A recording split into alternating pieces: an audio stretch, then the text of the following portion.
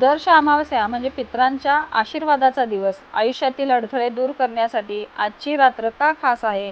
दर अमावस्येला एक छोटासा स्वामी उपाय आणि अनुभव ही सगळे कामात येणारे यश. पितृदोषामुळे प्रगती खुंटली आहे का? मग या दर अमावस्येला ही सेवा करायला विसरू नका. नमस्कार, श्री स्वामी समर्थ. स्वागत आहे तुमचं MH10 माझे स्वामी या चॅनलवर. आज आपण अत्यंत महत्त्वाच्या अशा दर अमावस्येबद्दल माहिती घेणार आहोत. बऱ्याचदा आपण अमावस्येला अशुभ मानतो. कधी कधी अमावस्या जवळ आली की आपल्या मनामध्ये एक भीती निर्माण होते, पण दर अमावस्या ही पितरांच्या पूजनासाठी आणि आध्यात्मिक प्रगतीसाठी अत्यंत शुभ मानली जाते. आजच्या या व्हिडिओमध्ये आपण या दिवशी करायच्या काही विशेष स्वामी सेवांबद्दल जाणून घेणार आहोत आणि काही छोटे उपाय देखील मी तुम्हाला सांगणार आहे. तर सर्वात आधी आपण हे जाणून घेऊया की दर अमावस्या म्हणजे काय. ज्या दिवशी चंद्राचे दर्शन होत नाही आणि पूर्ण रात्र अंधारी असते, ही तिथी पितृकार्यासाठी अत्यंत फलदायी मानली जाते. तर ही अमावस्या रविवारी म्हणजे 14 तारखेला दुपारी 12:20 लागणार आहे आणि सोमवारी सकाळी 8:24 आहे. सोमवारी ही अमावस्या आलेली आहे, त्यामुळे सोमवती अमावस्या आपण याला म्हणतो. या दिवशी आपले पितर पृथ्वीच्या जवळ असतात आणि आपण केलेली सेवा त्यांच्यापर्यंत लवकर पोहोचते. या दिवशी सगळ्यात आधी आपल्याला घर स्वच्छ करायचं आहे. जाळे जळमटे जे काही आहेत तर या दिवशी सगळे काढायचे आहे. काही निरुपयोगी वस्तू आहेत तर त्या सगळ्या वस्तू घराबाहेर काढायच्या आहे. घर स्वच्छ करायचं आहे आणि उंबरठ्याला हळदीचं लेपन करायचं आहे. हळदीच्या लेपनामध्ये तुम्ही चंदन पावडर, हळद आणि गोमूत्र मिक्स करून ते लेपन आपल्याला उंबरठ्याला लावायचं आहे. उंबरठ्याची छान अशी पूजा करायची आहे आणि घरामध्ये देखील गोमूत्र शिंपडायचं आहे. आपल्याला सर्वात आधी स्वामींची सेवा करण्याआधीही आपल्याला पितरांची सेवा करायची आहे. बसण्यासाठी आसन घ्यायचं आहे आणि दक्षिणेकडे तोंड करून आपल्याला पितृस्तुती किंवा पितृस्तोत्र हे आपल्याला या दिवशी वाचायचं आहे आपल्या देवघरातली पूजा करण्या अगोदर. ही पूजा झाल्यानंतर म्हणजेच पितरांची सेवा, पितरांचं स्तोत्र वाचून झाल्यानंतर मग आपल्याला स्वामींची सेवा करायची आहे. जी काही आहे तुमची ती नित्यसेवा नंतर तुम्ही करा. 12 ते 4च्या दरम्यान आपल्याला पितरांना नैवेद्य दाखवायचा आहे. नैवेद्यामध्ये भात आणि दही हा नैवेद्य आपल्याला त्यांना दाखवायचा आहे. तुम्ही घराच्या छतावर किंवा गच्चीवर तुम्ही हा नैवेद्य पितरांसाठी ठेवायचा आहे. पितरांना प्रार्थना करायची आहे आणि त्यांच्यासाठी नैवेद्य ठेवायचा आहे आणि त्यांच्या नावाने दान धर्म देखील या दिवशी आपल्याला करायचा आहे. गोरगरिबांना अन्नदान करा, पैसे दान करा. आपल्या पितरांच्या नावाने थोडंफार दान आपल्या हातून या दिवशी झालं पाहिजे. दर अमावस्येच्या संध्याकाळी घराच्या दक्षिण दिशेला तिळाच्या तेलाचा दिवा लावायचा आहे. यामुळे पितरांना गती मिळते आणि त्यांचा आशीर्वाद आपल्याला लाभतो. या दिवशी शक्य असल्यास गाईला ग्रास देखील द्या किंवा गरिबांना अन्नदान करा. पितरांच्या नावाने केलेले दान हे दर अमावस्येला विशेष फळ देते. संध्याकाळी दिवे लागणीच्या वेळी तुम्हाला एक उपाय करायचा आहे. जर घरामध्ये खूप कटकटी, भांडणे होत असतील, घरामध्ये नकारात्मकता तुम्हाला जास्त वाटत असेल, तर संध्याकाळी दक्षिण दिशेला तोंड करून दिवा तर तुम्हाला एक लावायचाच आहे तिळाच्या तेलाचा. त्याचबरोबर तुम्हाला पिवळी मोहरी घ्यायची आहे. ती आपल्या उजव्या हातामध्ये घ्यायची आहे पिवळी मोहरी आणि त्यावरती कालभैरव अष्टक तुम्हाला म्हणायचं आहे. 6 वेळा म्हणा, कमीत कमी 3 वेळा तरी म्हणा आणि 11 वेळा.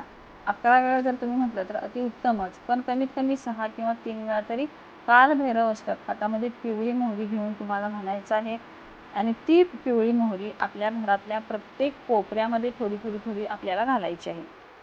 तर यामुळे काय होतं, घरातील जी काही निगेटिव्ह शक्ती आहे तर ती बाहेर पडते. त्यामुळे हा उपाय आपल्याला या दिवशी करायचा आहे. प्रत्येक अमावस्येला देखील तुम्ही हा उपाय करू शकता.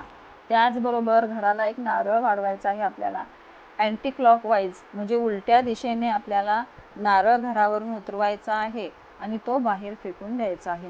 नारळ परत तो घरात आणायचा नाही किंवा खायचा नाही. तो नारळ बाहेर फेकून द्यायचा आहे तुम्हाला. अशा प्रकारे आपण घराची नजर काढलेली असते प्रत्येक अमावस्येला आणि घराच्या ही 4 भिंतींना थोडेसे दही भात तुम्हाला शिंपडायचे आहे. दही भात उंबरठ्याच्या दोन्ही कोपऱ्याला देखील ठेवा, जेणेकरून ज्या काही मुंग्या काळ्या लाल असतात ते त्यांना अन्नदान आपण केल्यासारखं होतं त्या खातील. तर अशा पद्धतीने देखील आपण हा एक उपाय करू शकतो. दही भात उंबरठ्याला ठेवू शकतो, नारळ घरामध्ये वाढवू शकतो आणि स्वामींना देखील या दिवशी नारळ अर्पण करायचं आहे. तुमच्या जवळपास मंदिरे असतील तर तिथे देखील आपल्याला नारळ वाढवायचा आहे. आसपासच्या देवतांचा देखील आपल्याला या दिवशी मान सन्मान करायचा आहे. या दिवशी स्वामींची देखील सेवा करा, स्वामींचा अभिषेक करा. स्वामींनाही काहीतरी गोड नैवेद्य तुम्ही घरामध्ये स्वामींना दाखवा, स्वामींची आरती करा. तुमची जी काही नित्यसेवा आहे ती नित्यसेवा देखील करा आणि त्याचबरोबर कालभैरव अष्टकाचे पठण देखील या दिवशी करायचं आहे. कालभैरव अष्टक सकाळी पण म्हणा, पण संध्याकाळी आवर्जून तुम्हाला पिवळी मोहरी हातामध्ये घेऊन कालभैरव अष्टकाचं पठण करा. किंवा तुम्हाला येत नसेल तर तुम्ही मोबाईलवर लावा आणि ते ऐका आणि ऐकून मग ती पिवळी मोहरी पूर्ण घरामध्ये थोडी थोडी आपल्याला घालायची आहे, पूर्ण घराच्या कोपऱ्यामध्ये. खूप चांगले अनुभव येतात या उपायाने. आणि पितरांसाठी आवर्जून तुम्ही अमावस्येच्या दिवशी दही भाताचा नैवेद्य ठेवा. याने देखील खूप प्रभाव पडतो. खूप प्रभावी अशी सेवा आहे ही. एक अमावस्या केली, दुसऱ्या अमावस्याला परत आपण ते सोडून दिलं तर प्रत्येक वेळी आपल्या हातून ही अशा प्रकारे सेवा झाली पाहिजे. तर मग कुठे तुम्हाला 3-4 अमावस्या केल्यावर त्याचा फरक दिसायला लागेल. पितरांना जोपर्यंत आपण सद्गती देत नाही, पितरांचा आशीर्वाद जोपर्यंत आपण घेत नाही, तोपर्यंत आपल्या कामातील अडथळे दूर होत नाही. त्यामुळे अमावस्येचा दिवस हा एक खूप चांगली संधी असते आपल्याला पितरांची सेवा करण्यासाठी. तर काय करायचं असतं, स्तुती स्तोत्र म्हणायचे, दही भाताचा नैवेद्य ठेवायचा त्यांच्यासाठी आणि थोडंफार दान करायचं त्यांच्यासाठी. तर मनातला भाव खूप महत्त्वाचा असतो की कोणीही सांगते म्हणून तुम्ही करताय, तर खरंच तुमच्या मनामध्ये तशी कृतज्ञता असायला हवी पितरांबद्दल. आणि ती कृतज्ञता मनात ठेवून जर तुम्ही त्यांची अशा प्रकारे सेवा केली तर नक्कीच त्यांचा आशीर्वाद तुम्हाला मिळेल. अमावस्येच्या दिवशी घरामध्ये धूप घाला.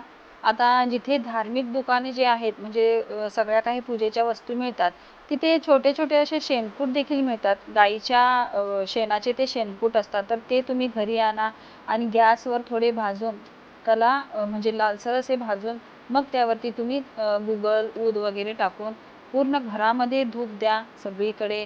देव्हाऱ्यात तर आपण प्रत्येक वेळी दाखवतोच, पण पूर्ण घरामध्ये देखील धूप फिरवायचा. यामुळे काय होतं, जे काही निगेटिव्ह आहे ना, तर ती निगेटिव्ह ऊर्जा हळूहळू बाहेर पडत जाते.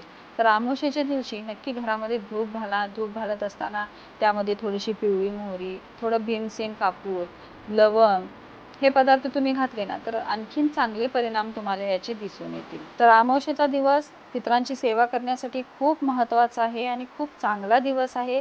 तर या अमावस्येला तुम्ही नक्की ही सेवा करा आणि या अमावस्येपासून सुरुवात करा की प्रत्येक अमावस्येला घरामध्ये ही सेवा माझ्याकडून झालीच पाहिजे. तर मनाला एक सवय लावून घ्यायची की प्रत्येक अमावस्येला आपल्या घरामध्ये या सगळ्या सेवा घडल्या पाहिजे. घराला नारळ वाढवणे, स्वामींना नारळ अर्पण करणे, पितरांची सेवा करणे, पितरांना नैवेद्य दाखवणे, गोरगरिबांना थोडंसं दान करणे. तर या सगळ्या सेवा प्रत्येक अमावस्येला आपल्या घरामध्ये झाल्या पाहिजे. जर तुम्ही प्रत्येक अमावस्येला अशा पद्धतीची सेवा करत गेला तर नक्कीच तुमच्या ज्या काही समस्या आहेत ते दूर होतील. तुमच्या कामातील अडथळे नक्की 100% दूर होतील. कारण की पितरांचा जर आशीर्वाद नसेल ना आपल्यावर तर आपली कोणतीच कामे होत नाही. काम होता होता आपलं राहून जातं. तर हे सगळं कशामुळे होते, आपले पित्र आपल्यावर प्रसन्न नाहीत त्यामुळे.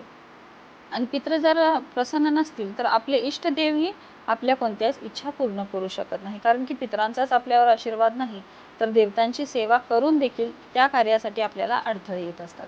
त्यामुळे पितरांची सेवा करणे खूप महत्त्वाचे आहे प्रत्येक अमावस्येला. तर आजचा व्हिडिओ तुम्हाला कसा वाटला नक्की कमेंट करा. व्हिडिओ आवडला असेल तर चॅनलला लाईक, शेअर आणि सबस्क्राईब करा.